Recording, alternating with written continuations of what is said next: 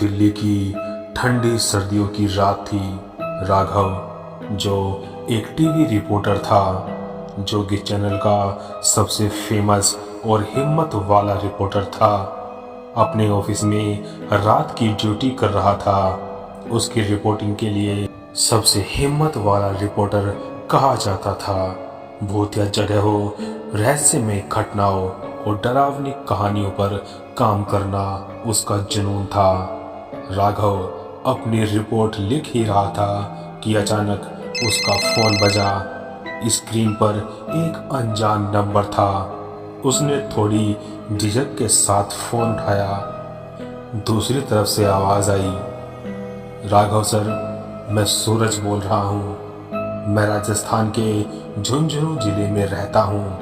हमारे इलाके में एक हवेली है जिसे लोग श्रापित हवेली कहते हैं। कई सालों से वहाँ अजीबोगरीब घटनाएं हो रही है। जो भी हवेली के अंदर जाता है वो कभी लौट कर नहीं आता। क्या आप इस पर एक रिपोर्ट बना सकते हो? राघव को यह सुनते ही उसकी दिलचस्पी और भी ज्यादा बढ़ गई। उसने पूछा, क्या तुमने सब कुछ खुद देखा है क्या? सूरज ने डर भरी आवाज में कहा, मैंने अपने चाचा को वहां जाते देखा था, लेकिन वो कभी वापस नहीं आए।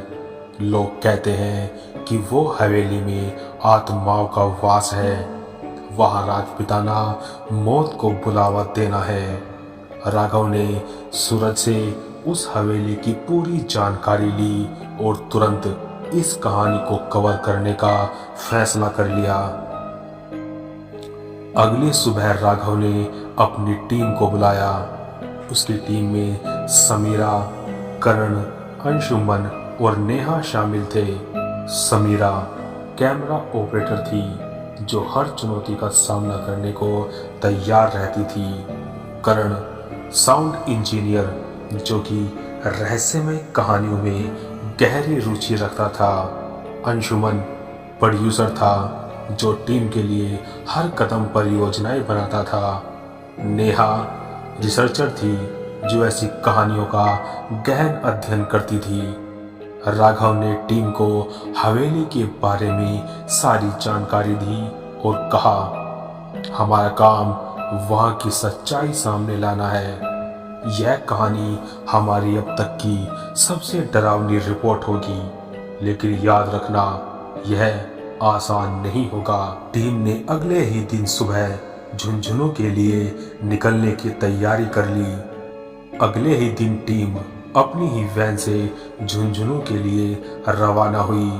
रास्ते में सूरज उनके साथ शामिल हुआ, जो उन्हें हवेली तक लेकर जाने वाला था। जैसे जैसे वे हवेली के करीब पहुंच रहे थे, आसमान में बादल घिरने लगे और वातावरण अजीब सा हो गया। सूरज ने रास्ते में बताया, यह हवेली लगभग 130 साल पुरानी है। इसे राजा विक्रम सिंह ने बनवाया था।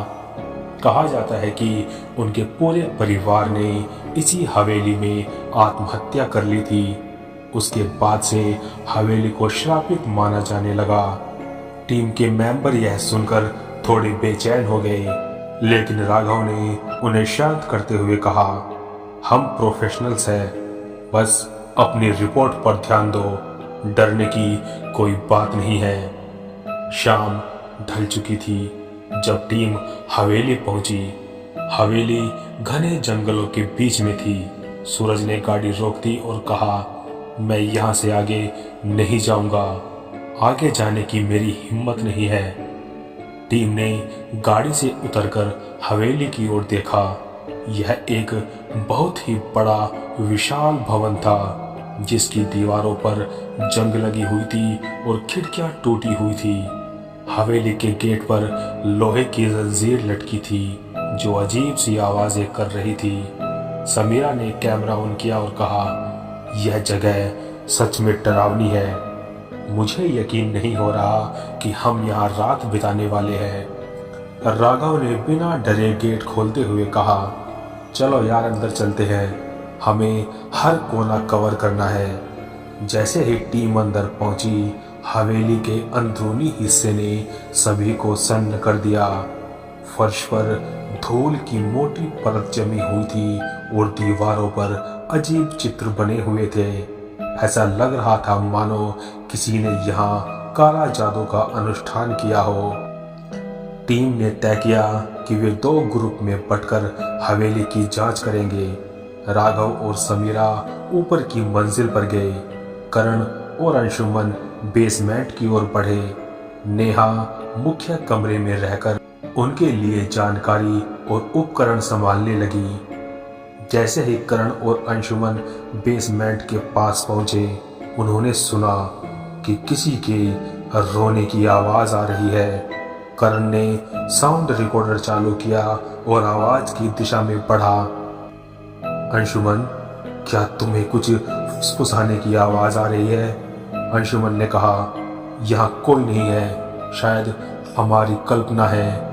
उधर राघव और समीरा ऊपर की मंजिल पर एक पुराने झूले को हिलता हुआ देख रहे थे। समीरा ने कांपते हुए कहा, राघव सर, यह हवा के कारण नहीं हिल रहा है ना? यहाँ कुछ और ही है ना? राघव ने उसे शांत रहने को कहा और कैमरा चालू रखा। रात के 12 बजते ही अजीब घटनाएं शुरू हो चुकी थी। नेहा ने देखा कि उसके कंप्यूटर स्क्रीन पर अपने आप पुराने राजा और उनके परिवार की तस्वीरें दिखने लगी। करण ने महसूस किया कि बेसमेंट की दीवारों से खून जैसा कुछ बह रहा था। समीरा ने देखा कि झूला अब तेजी से हिल रहा था। उस झूले पर किसी अदृश्य शक्ति का साया था। राघव ने सभी को वॉकी टॉकी पर आवाज लगाकर बुलाया। सभी अपने अपने स्थान पर रहे। हमें रिकॉर्ड करना है, लेकिन सावधान रहना होगा। आवाजें तेज होने लगी, किसी के चीखने की, किसी के रोने की और किसी के फुसफुसाने की आवाजें पूरी हवेली में गूंज रही थी। क्या यह टीम की हिम्मत थी या मूर्खता? यह सवाल अब सबके दिमाग में घूम रहा था। हवेली में रात गहराती जा रही थी और अजीब घटनाएं अब तेज होने लगी थी। करण और अंशुमन बेसमेंट की गहराई में उतर चुके थे। बेसमेंट में एक बड़ा सा लोहे का दरवाजा था जो जंग खा चुका था। दरवाजे के पास कुछ पुराने टेबल और अलमारियां पड़ी थी जिन पर जाले जमे हुए थे। करण ने टॉर्च की रोशनी उस दरवाजे पर डाली। दरवाजे पर किसी प्राचीन भाषा में अजीब से चिन्ह बने हुए थे। अंशुमन ने दरवाजे को छूते हुए पूछा, ये सब क्या है? लगता है यह किसी तिजोरी जैसा है, लेकिन इससे अजीब सी ठंडक का एहसास हो रहा है। जैसे ही करण ने दरवाजे को खोलने की कोशिश की, एक तेज चीख पूरे बेसमेंट में गूंज उठी। यह चीख इतनी तेज और डरावनी थी कि दोनों वहीं पर खड़े खड़े कांपने लगे। अंशुमन ने डरते हुए कहा, यहाँ से वापस चलते हैं। नहीं, हमें पता लगाना होगा कि यह आवाज कहां से आ रही है। करण ने टॉर्च के साथ आगे बढ़ने की कोशिश की, लेकिन अचानक उनकी टॉर्च अपने आप ही बंद हो गई। बेसमेंट अब घने अंधकार में डूब गया। उधर राघव और समीरा ने हवेली के पहले माले पर एक बड़ा सा कमरा देखा। कमरे में एक बड़ा झूमर था जो धीरे धीरे हिल रहा था। दीवारों पर खून जैसे धब्बे थे। समीरा ने डरते हुए कैमरा ऑन रखा। यह जगह सच में श्रापित है, हमें यहाँ से निकल जाना चाहिए, समीरा ने डरते हुए कहा। राघव ने ठंडे दिमाग से कहा, नहीं नहीं, हमें हर घटना रिकॉर्ड करनी है। यह हमारी अब तक की सबसे बड़ी रिपोर्ट होगी। जैसे ही वे कमरे के अंदर गए, दरवाजा अपने आप जोर से बंद हो गया। समीरा चीख पड़ी, यह अपने आप कैसे बंद हो गया? राघव ने कैमरे को चारों ओर घुमाते हुए देखा। देखा। कमरे की दीवारों पर परछाइयां तेजी से दौड़ रही थी। जैसे ही वे कमरे के अंदर गए, दरवाजा अपने आप जोर से बंद हो गया। समीरा चीख पड़ी, यह अपने आप कैसे बंद हो गया? राघव ने कैमरे को चारों ओर घुमाते हुए देखा। कमरे की दीवारों पर परछाइयां तेजी से दौड़ रही थी। मानो कोई अदृश्य शक्ति वहां खेल रही हो। समीरा, घबराओ मत, बस पीछे रहो और रिकॉर्डिंग जारी रखो, राघव ने धीरे से कहा। मुख्य कमरे में नेहा अकेली थी। वह अपने लैपटॉप पर हवेली की तस्वीरों का विश्लेषण कर रही थी। अचानक उसे लगा कि कोई उसके पीछे खड़ा है। उसने पलटकर देखा, लेकिन वहां पर कोई नहीं था। नेहा ने सोचा कि शायद यह उसका भ्रम है। वह फिर से काम में लग गई। तभी उसने महसूस किया कि किसी ने उसके कंधे पर हाथ रखा है। नेहा जोर से चिल्लाई। उसने चारों ओर देखा, लेकिन वहां पर कोई नहीं था। लेकिन कमरे में तापमान अचानक गिर गया। उसकी सांसें तेज हो गई। तभी उसके लैपटॉप की स्क्रीन पर खुद ब खुद एक लाइन लिखती चली गई, तुम यहां से कभी नहीं जाओगी। नेहा की चीख पूरी हवेली में गूंज उठी। नेहा की चीख सुनकर राघव और समीरा दौड़ते हुए मुख्य कमरे में पहुंचे। करण और अंशुमन भी बेसमेंट से ऊपर आ गए। सभी के चेहरों पर डर साफ दिख रहा था। यह जगह सच में श्रापित है, हमें यहाँ से तुरंत निकलना होगा, नेहा ने रोते हुए कहा। नहीं, अभी नहीं, हमें इन घटनाओं का सबूत चाहिए, राघव ने फिर भी यही कहा। करण ने अपने साउंड रिकॉर्डर की रिकॉर्डिंग चेक की। उसमें लगातार किसी के फुसफुसाने की आवाज आ रही थी। ये देखो, यह आवाज मैंने खुद रिकॉर्ड की है। यहाँ कोई और है जो हमें देख रहा है। नेहा ने अपनी जांच के जरिए हवेली के इतिहास के बारे में बताया। यह हवेली राजा विक्रम सिंह की थी। उन्होंने अपनी पत्नी और 2 बच्चों के साथ यहाँ आत्महत्या कर ली। लेकिन उनकी आत्माओं के पीछे एक कहानी है। कहा जाता है कि राजा ने काले जादू का सहारा लिया था ताकि उनकी शक्ति कभी खत्म ना हो। लेकिन उस जादू के प्रभाव से उनका परिवार पागल हो गया और उन्होंने अपनी जान ले ली। तब से यह हवेली श्रापित हो गई। राघव ने गंभीर स्वर में कहा, तो यह जगह काले जादू का अड्डा रही है।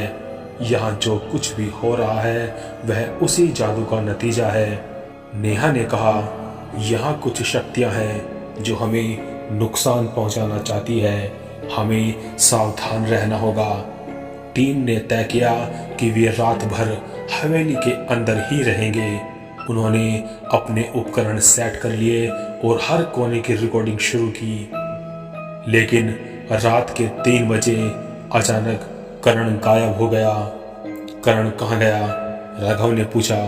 सबने करण को हर जगह ढूंढा, लेकिन वह कहीं नहीं मिला। अचानक बेसमेंट से उसकी चीख सुनाई दी। राघव, अंशुमन और समीरा दौड़ते हुए बेसमेंट पहुंचे।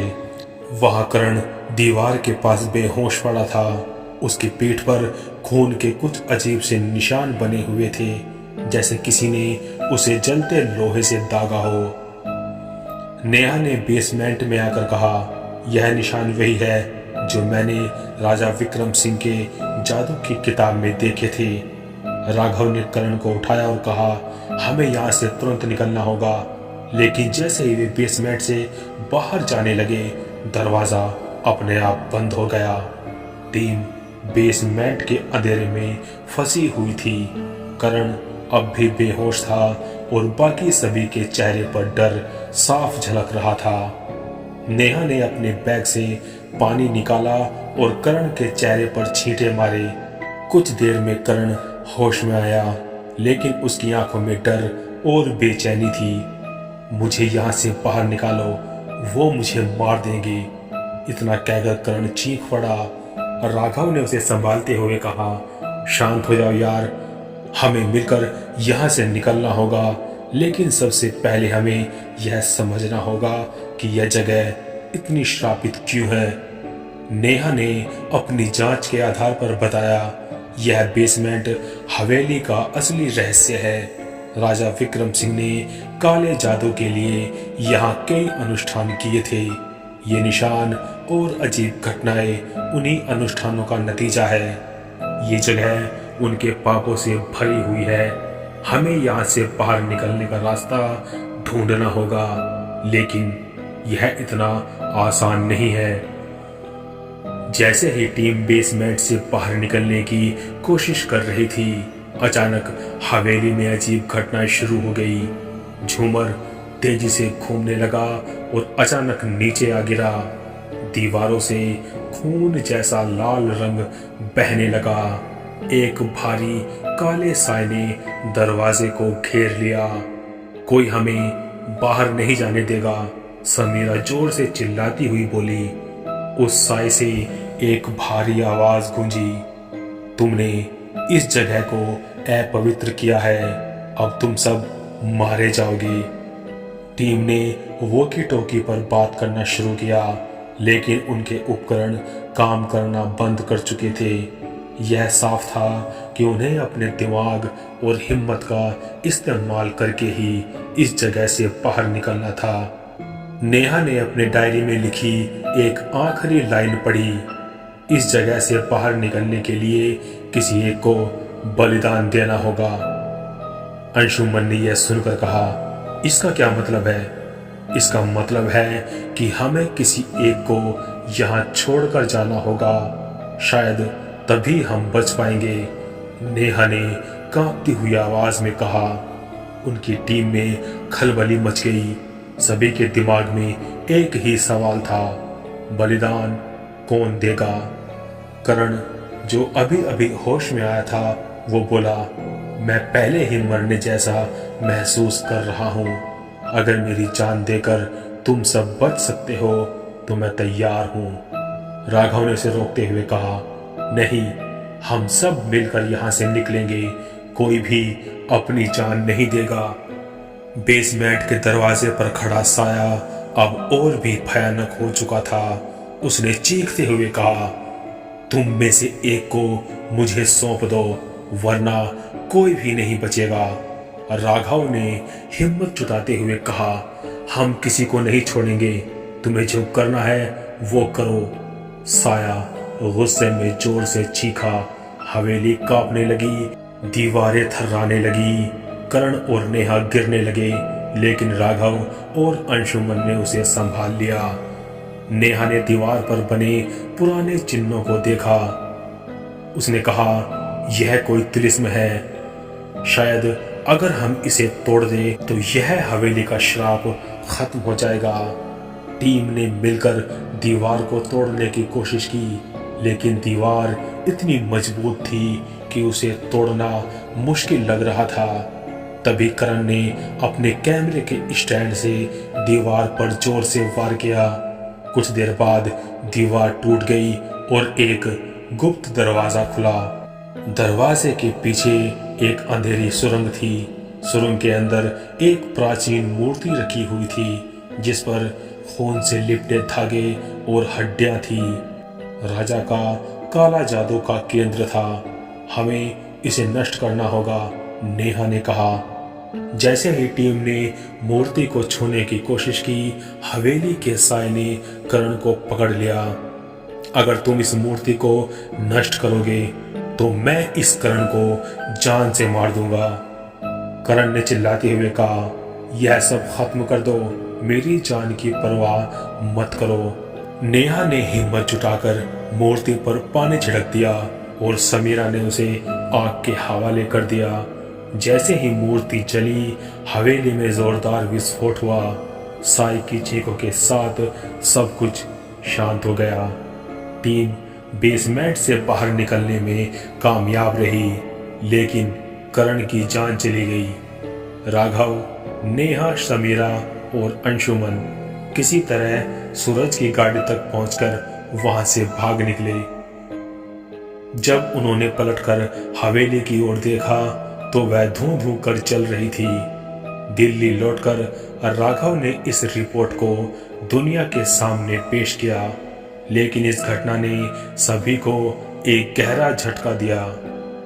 नेहा ने रिपोर्ट के अंत में लिखा, यह सिर्फ एक हवेली नहीं थी, यह उन लोगों की कहानी थी जिन्होंने लालच में आकर काले जादू का सहारा लिया। ये घटना हमें सिखाती है कि इंसान को प्रकृति के नियमों से छेड़छाड़ नहीं करनी चाहिए। लेकिन क्या सच में ये श्राप खत्म हुआ, या वह साया अब भी कहीं हमारा इंतजार कर रहा है? आज की हमारी इस कहानी में इतना ही। अगर आपको हमारी ये कहानी अच्छी लगी तो लाइक करें, शेयर करें। मिलते हैं अगली कहानी के साथ। तब तक के लिए बाय एंड बी हॉन्टिंग।